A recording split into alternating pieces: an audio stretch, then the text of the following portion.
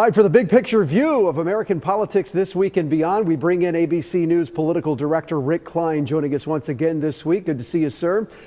So the math for the U.S. Senate after this latest round of primaries got a little bit more complicated. What did we learn this week? Yeah, look, Donald Trump got his person over the finish line in Ohio and Bernie Moreno, but it wasn't really the choice that most Republicans had in mind. And in fact, Democrats have been spending money to boost Moreno, thinking that he'd be the most beatable candidate against Senator Sherrod Brown. This is going to be a marquee Senate race. Republicans have some recent history with Trump-endorsed candidates in places like Arizona and Georgia and Pennsylvania, failing to net maybe a winnable seat. So they're burned by that recently. It's going to be a close race. Obviously, at the presidential level, Ohio has drifted pretty far to the right, pretty red these days. But Republicans may have made it harder for themselves, even though Trump got exactly what he wanted and again was able to be successful in a primary. The centrist model in the U.S. Senate seems to be an endangered species. Romney, Manchin, Sinema not running. How is that impacting the race in 2024? Yeah, I mean, look, there isn't much room in the center these days. There isn't much of a constituency. Otherwise, I think Senator Sinema would have run for sure. Maybe Senator Manchin wouldn't have decided that it's so hard in a state that he's represented for so long in West Virginia to even survive as a Democrat. There is a partisan polarization that has kind of set almost all politics to being national. There are very few states like Ohio that have any senators that are represented by someone of the opposite party of how they typically vote presidential. Montana is another state like that that's going to be very closely watched this fall.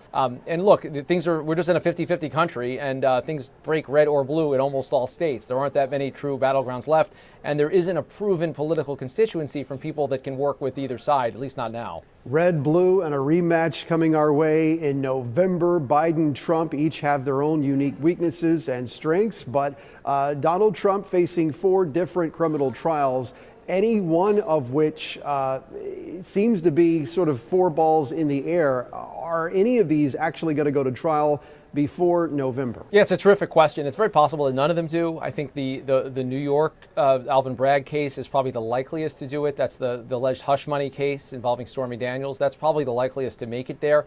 We have seen kind of a slow walking by the judge down in Florida of the classified documents case, and we know that the case in Georgia has been delayed by the Fani Willis details, and of course at the federal level, Jack Smith's case around January 6th has been delayed because the Supreme Court is going to consider this kind of sweeping, breathtaking view of presidential immunity that Donald Trump has put before them. So it's possible that none of the trials take place. It's possible that maybe 1 or 2 do. But it's very clear at this point that there won't be a final solution or a final litigation to anything. It won't be like through the appeals process anywhere near in time for November. Finally, when you talk about re-election and the game plan for Biden, is he going to run a typical campaign in these 7 months that are still left on the calendar?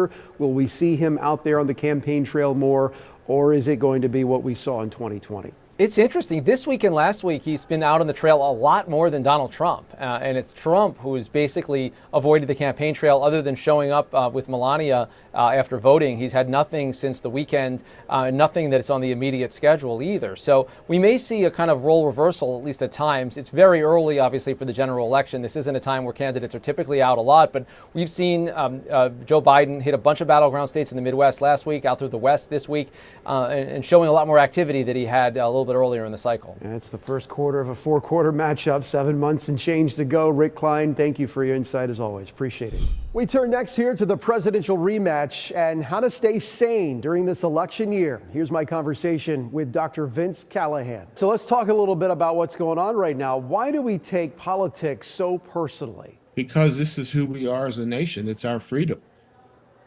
It's the culture and community of our country, and it's vital part of who we are. Well, a new Siena College, the New York Times poll found that 1 in 5 people say politics has actually hurt friendships, family relationships. You know, should we just stop talking about politics among family and friends? I mean, is it a subject that's off the table now? I don't think so.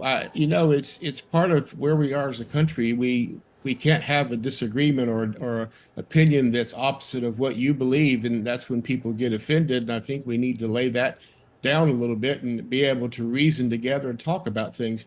You can have a very in-depth conversation about politics without getting upset.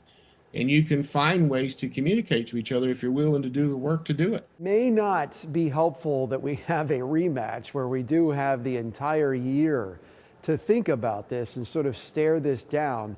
So we all know, at least on paper, that come November, we'll see what the choice is. By all appearances, is looking like it's going to be Biden versus Trump. If that stresses people out, the idea that it's a rematch of 2020 and everything that happened after 2020, and we don't need to go through all of that, but if that is something that actually does cause people to have negative thoughts, what is the best way to get through 2024 and the next 7 months until Election Day? I realize, I agree with you. It's just kind of like if you're expecting a child and you learn that you're pregnant, like on the 8th or 10th day of pregnancy, and you've got 9 months or 40 weeks to wait this thing out. It's kind of the same deal with this coming election. It's early on, and we're going to have lots of negative ads and lots of things like that. And I think that's sad. I think we need to focus more on the strengths and what we're doing and what this country is really all about, more than just bashing. I don't think it needs to be a rematch. I think the candidate who can really grab a hold of the issues and resonate with people's hearts is the one that should be in office. All right, Dr. Callahan, appreciate your insights and your thoughts. Thank you. Next on Full Circle Florida, a city where Scientology looms large and change is now on the way.